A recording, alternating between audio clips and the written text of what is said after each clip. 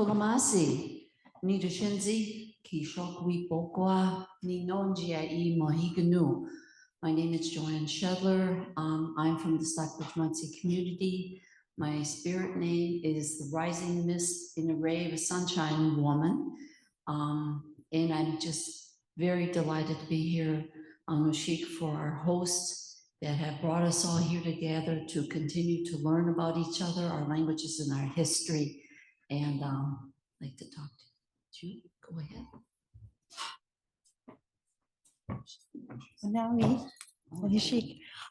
I'd like to ask Miles Jackson to do a very brief institutional welcome to follow that formal open.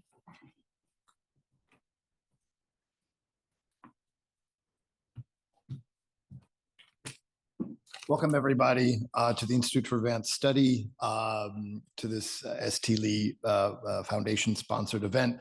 I'm Miles Jackson. I'm a historian of science. So I'm a spy for all of my sins, of which there are many. I think more importantly, I'm the school, maybe not more importantly, I'm the School of Historical Studies executive officer, which is the most bizarre term I've ever heard because I'm not an officer and I certainly have never been an executive, as you can tell. I was basically the director, a two-year stint, no more, of that. So I wanted to welcome you on behalf of the school and on behalf of the IAS. And to say a very brief few words, I grew up in northern New Jersey in the rival football town of Suzanne's. Her team was unfortunately much better than my team. But growing up, it was Pompton Lakes, and we played teams like Pequannock and Wanacue. And those names always fascinated me. And obviously, Munsee language played a critical role in my youth without ever knowing it, because we never were taught this stuff in the Pompton Lakes public school system, which tells you a lot about Pompton Lakes public school system, of which I am a product, I fear. So we're delighted that Suzanne has organized this conference and has been organizing these events over the last few years. And obviously building a relationship with the Lunaapeew tribal nation is important to us. And of course, that nation includes lands as far away as Ontario and Wisconsin. I'd also like to thank Princeton University for their continued assistance and collaboration with these events, and indeed many events. Many of us in the School of Historical Studies enjoy a lot of important collaborations with the university, and we hope that, of course, will continue in the future. And finally, I would also like to thank, obviously, Suzanne and the staff of the School of Historical Studies and of IAS for making these gatherings possible. So best wishes for everyone. I hope it's an enlightening and enjoyable gathering for all of you. Many thanks. Welcome.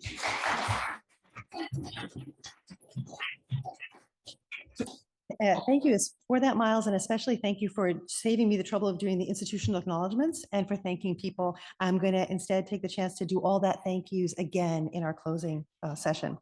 But what I do want to do very briefly is just make a couple of housekeeping announcements. One is that after the morning sessions, there'll be transportation to Princeton University Library where the afternoon sessions take place. And I just wanted to let you know that there's a bus that will pick up in parking lot B, which those of you who've been here before will recognize as the usual pickup spot. We can walk over there together after lunch. It's just right by the lunch place. Lunch is in the same place as breakfast.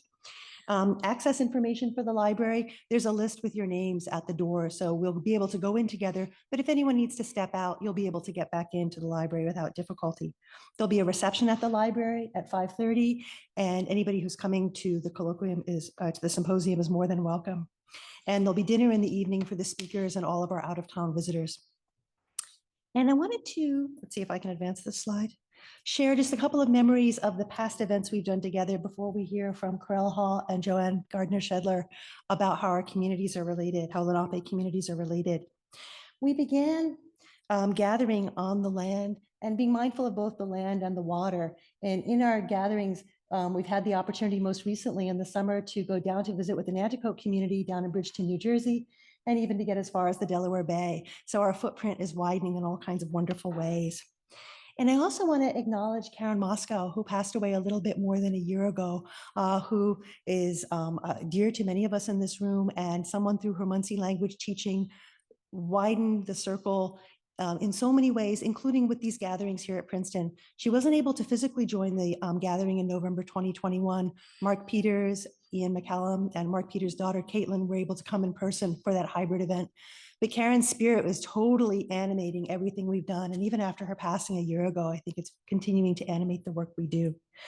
That circle, as I said, has widened over time. So now we have members of all of the federally recognized tribal nations that are Munsee speaking coming together, state recognized Lenape tribal nations and Munsee speaking community members. And I'm hoping we'll be able to widen the circle even further in the coming year to include Wenami speakers and maybe some of their relatives in Oklahoma, if all goes well.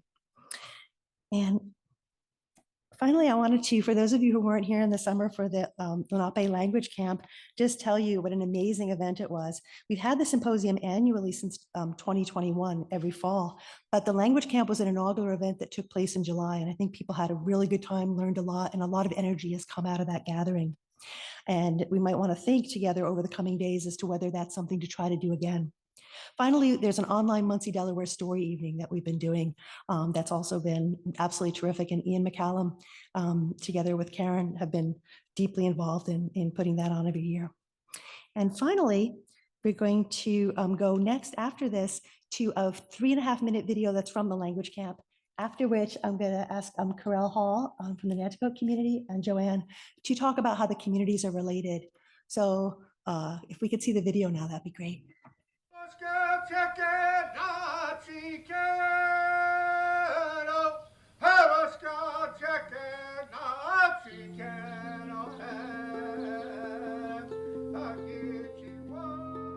Our original teacher, our first teacher, is the earth. We came from creation. It's important to actually do things on the land and use the language because it strengthens our connection with our ancestors, our first mother, our original teaching. So it's all a reconnection.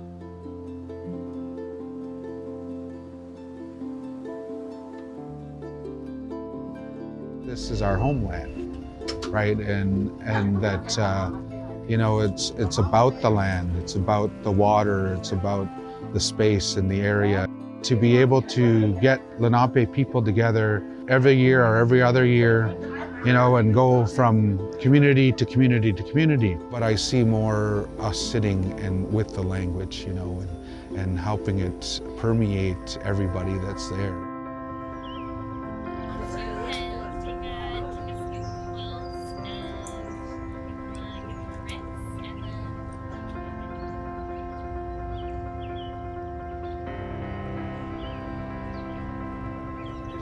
Squash would have been sliced thin and dried for winter use. I think back that the benefit I had when I first started to learn the language is I had the access to those who were in their, at that time, 70s and 80-year-olds who still knew enough of the language and were able to pass it on to me. And I think that has changed since that time in the 1970s to now present 2023, where those middle generations weren't necessarily available to teach the language. We're on Lenape territory, whether it's Unami, whether it's Munsee, whether it's Unalaktago, we are on Lenape territory. So for us to interact with this, to go and make salve, or to work with porcupine quills, or to work in the gardens, we have to use the language in being respectful for the plants so that we maintain that relationship.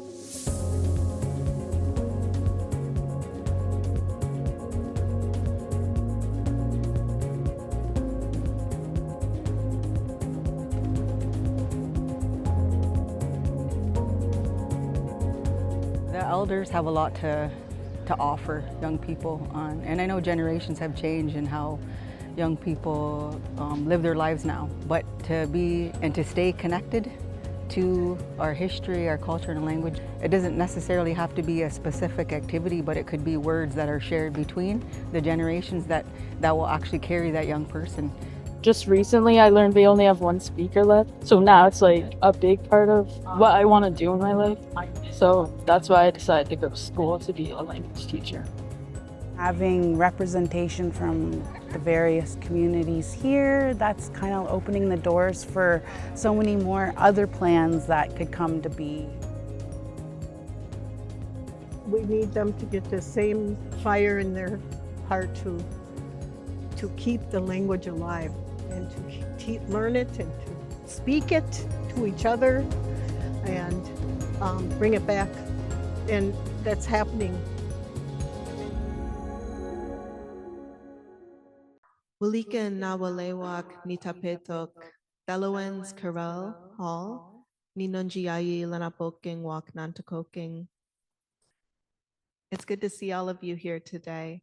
And my name is Karel, and I wanted to throw a little bit of our Nanticoke language to complement the Munsee language that we're also going to be hearing this weekend. So we just wanted to take a little bit of time to talk just a little bit about how our communities have been related and are relating to each other. So who's moving the slides? And I'm not sure in what order they're in or anything, but so these are a couple of maps that have been, created by different institutions. And we're also hoping for some of you young scholars, anyone who's interested in cartography and creating maps, I would love to see different maps that showcase our communities in different ways. So anyone who's interested in taking that on as a project, many of us educators would love to see that.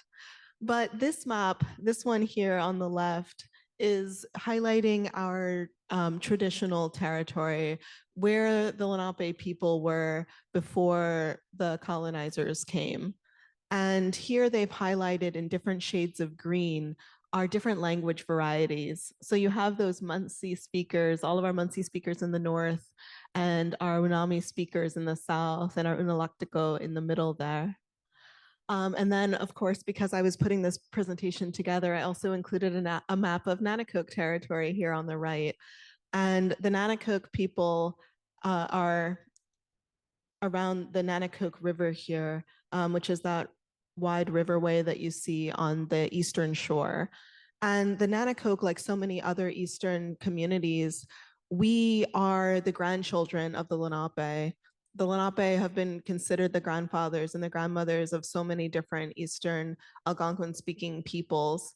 And so our Nanticoke community is one of those. We move south into the Tidewaters, and so we call ourselves the people of the Tidewater, and that's what Nanticoke means.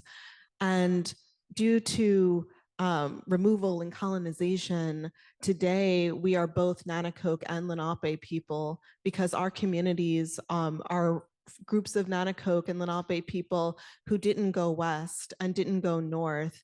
And so we came together and formed our own communities that are today recognized by the states that we live in.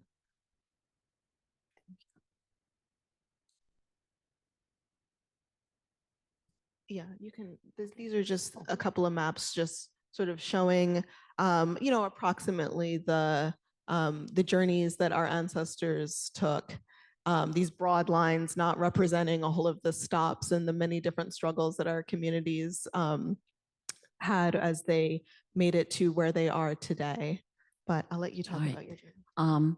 I'm from the Stockbridge Munsee Band of Mohegans. So on that other map way at the top were the Mohegans. So when we talk about our territory, we were from the all along the Hudson River, all the way down to Manhattan.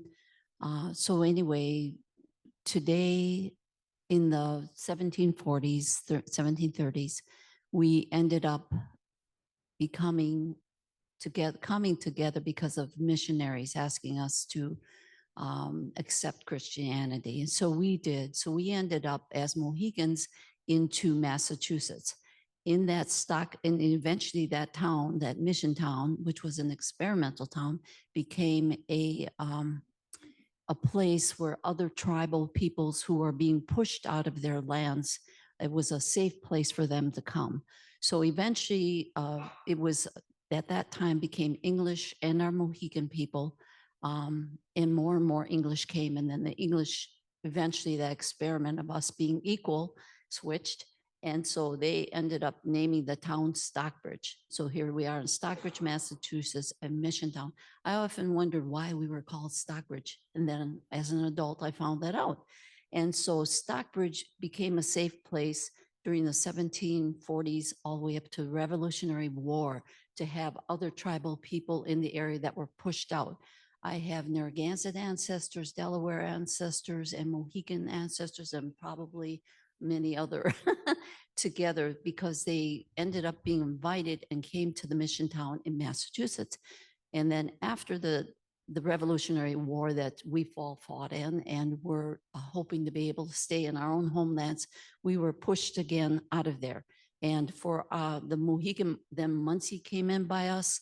I know one of our ancestors, and I'll be talking about this a little bit later, came from New Jersey, and then they also came down from Canada, eventually in New York, and we joined in with us. And that's how you can see we were in New York. For Mohegan Munsee people, we ended up in like 7 different stops before we ended up in Wisconsin. And that's another long story. So.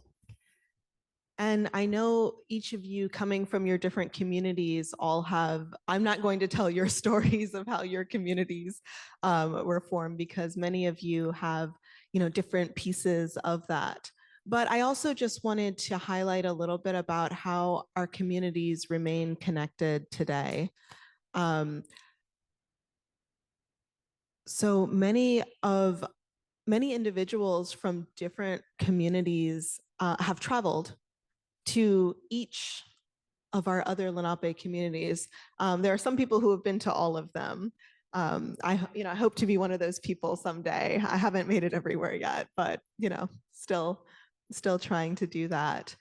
But I know that for our communities in New Jersey, we a little bit, so before I was born, but in the 60s and 70s, there were some individuals from Oklahoma. Many of you know the name of Nora Thompson Dean. And she traveled from Oklahoma to many of our Eastern communities. It was one of her goals to find Lenape people and find Lenape speaking people wherever she went. And she came out to our communities and was able to fellowship with the individuals there.